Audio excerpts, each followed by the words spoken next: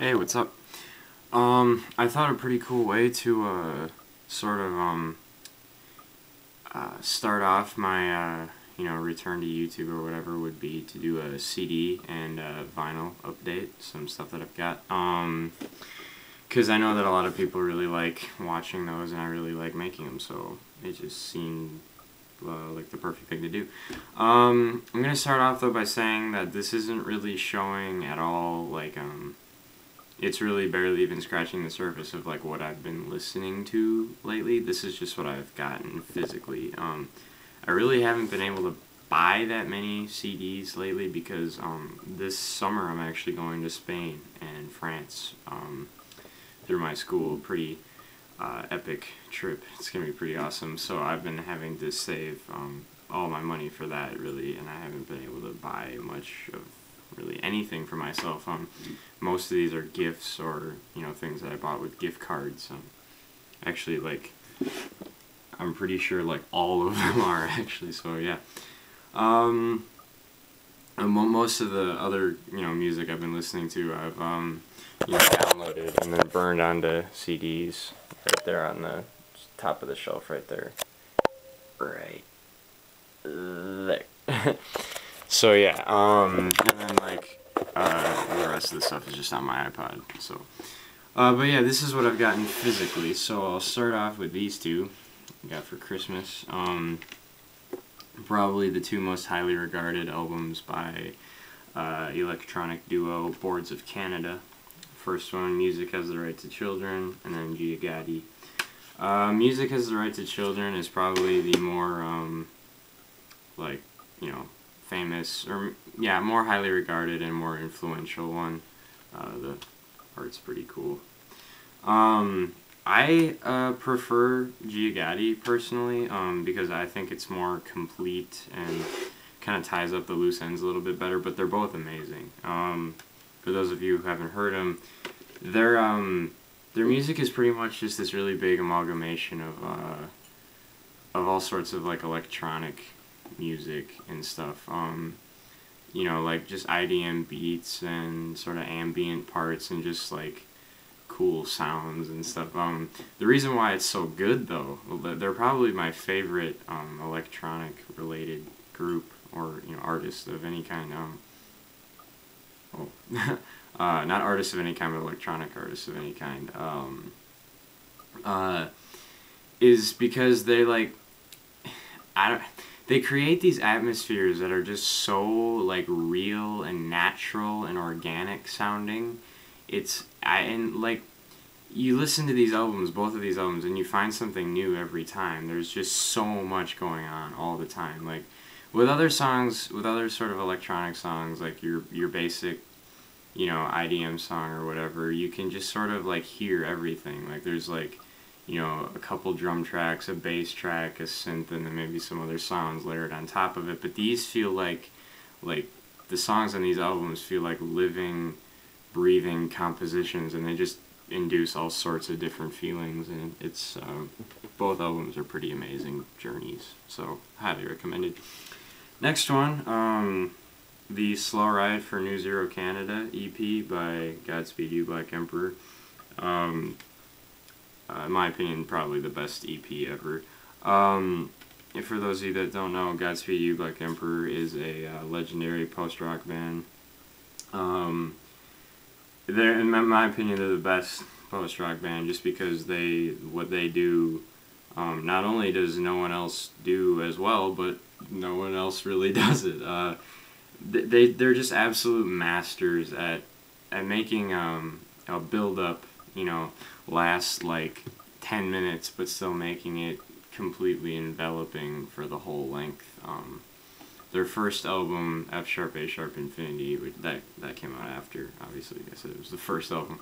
It's one of my favorite albums ever, just because it's such it's just some of the best composed music I've ever heard in terms of like organizing like moods and like making it all coherent and cohesive and all makes sense, and just some of the most just magnificent climaxes ever. The song East Hastings, you gotta listen to that. It's 18 minutes long, But seriously, it feels like 5. Just sit back and just. I mean, the 2 songs on here though, Moya and Blaze Bailey Finnegan III are both incredible too. I mean, I can't really I don't know.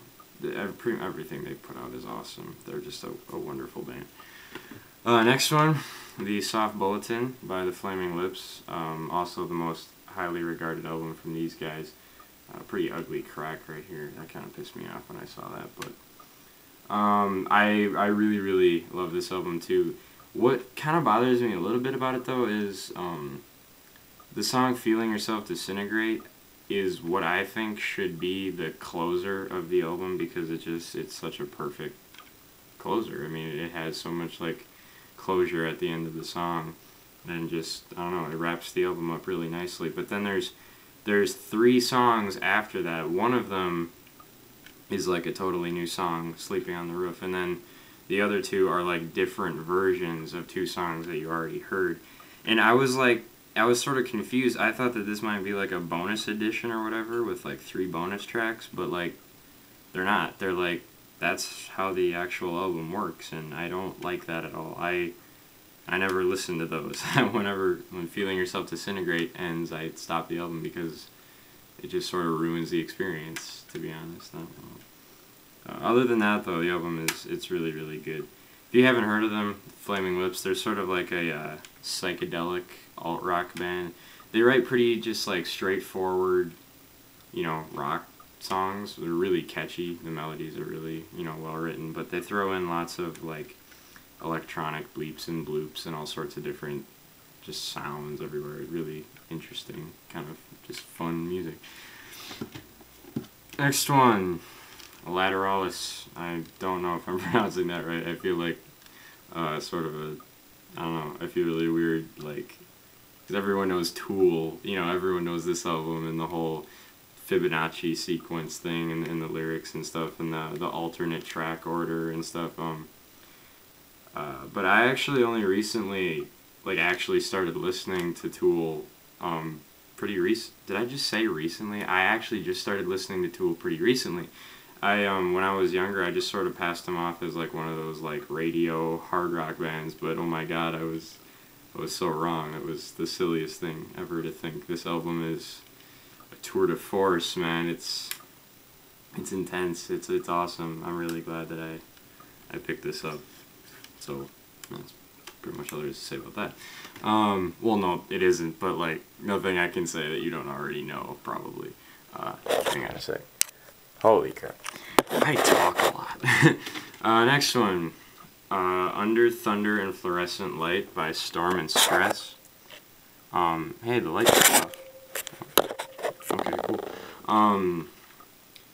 Wow, I don't really even know how to describe this. This is like a really weird, like avant-garde sort of thing on Touch and Go Records, which is actually the same record label that put out Spiderland by Slint, the legendary like first post-rock album, which I also have too. My friend's borrowing it though, so I don't have it. But this is weird stuff. It's like all of the songs are sort of, I mean, I really like it, but it's like, I don't know how to describe it. There's sort of like completely random like drumming, like just sort of like tense, nervous, like, I just feel like the guy's just sort of going like,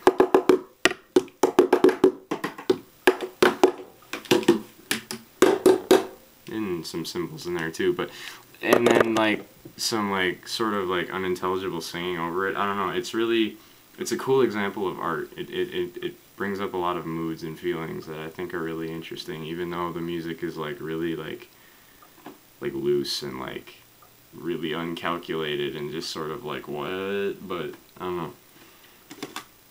Yeah, I'm glad that I bought it. Next is the Doors debut.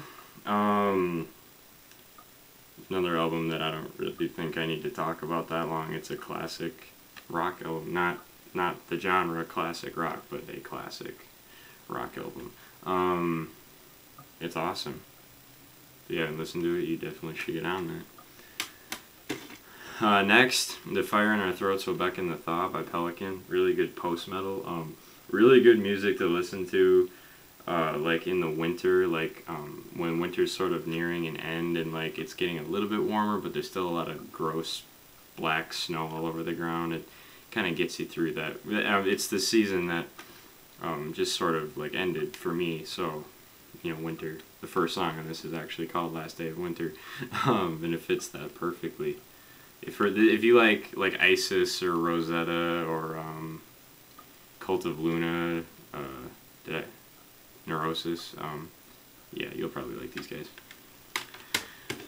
Next is Phantom Limb by Pig Destroyer, legendary grind band. This is their newest album. It's not quite as good as Prowler in the Yard or Terrifier. They're two albums that came before this, in my opinion, but it's still really awesome, really, really intense, and the lyrics are wonderful. He's probably, J.R. Hayes, the vocalist, he's probably the best grind lyricist out there. I can't really think of a better one. And there's a lot of good ones, too, but he's probably the best. And these two my friend picked up at a thrift store for my birthday. Everybody else is doing it, So I Can't We by the Cranberries and Where You Been by Dinosaur Jr. Just both sort of just like, well, this isn't really indie, this is more indie. This is like, I don't know, sort of alt-rock, I guess. Really unique, though. I really love their voices. I mean, that's like why everyone likes the Cranberries, right? There's not really another vocalist out there that sounds like them, or her. It's like, it's two girls, isn't it? Crap, I need to learn more about them. I've listened to this album like once, along with a few other songs, multiple times, so, yeah. I haven't listened to this yet, though. I've heard their first album. They're good. They're really good, actually. You should listen to that. So yeah, that's what I've gotten in CDs. I think I might put vinyls in another video. Yeah, I'm gonna do that. Thanks for watching.